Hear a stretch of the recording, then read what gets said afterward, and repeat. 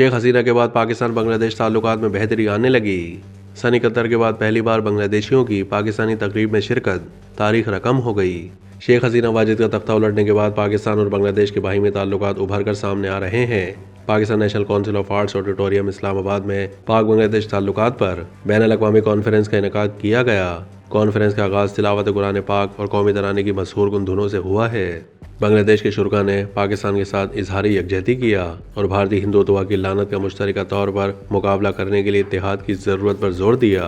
बांग्लादेश से ख़वातीन व हज़रात बशमूल डॉक्टर प्रोफेसर शाहिद ज़बान, साबिक डीन ढाका यूनिवर्सिटी और बैनुल-अक़वामी स्कॉलर्स ने ऑनलाइन शिरकत की। शुरा ने जनूबी एशिया के मुसलमानों के दरमियान इत्तेहाद की अहमियत पर जोर दिया।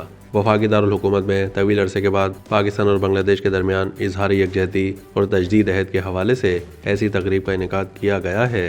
कॉन्फ्रेंस का इनेकाद Riphah International University, Global Youth Association, Pak Social Alliance और पाकिस्तान सिविल सोसाइटी के इश्तराक से किया गया। 1971 के बाद ये पहला मौका है कि बांग्लादेश से इतनी बड़ी तादाद में किसी पाकिस्तानी तकरीब में शिरकत की गई।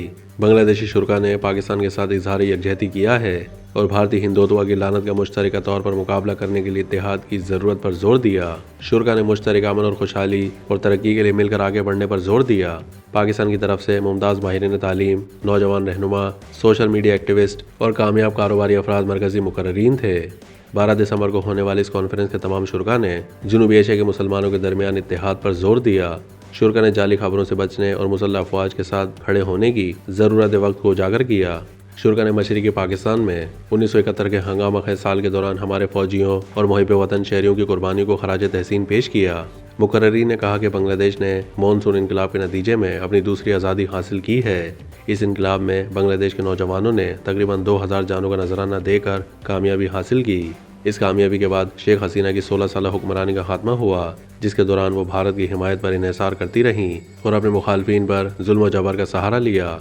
शेख हसीना के दौरे हुकूमत में करप्शन भी उरूज पर रही और भारत ने इस मौके से फ़ायदा उठाते हुए बांग्लादेश को अपनी क्लाइंट स्टेट बना लिया, जो खुद मुख्तार फैसले करने के काबिल नहीं थी।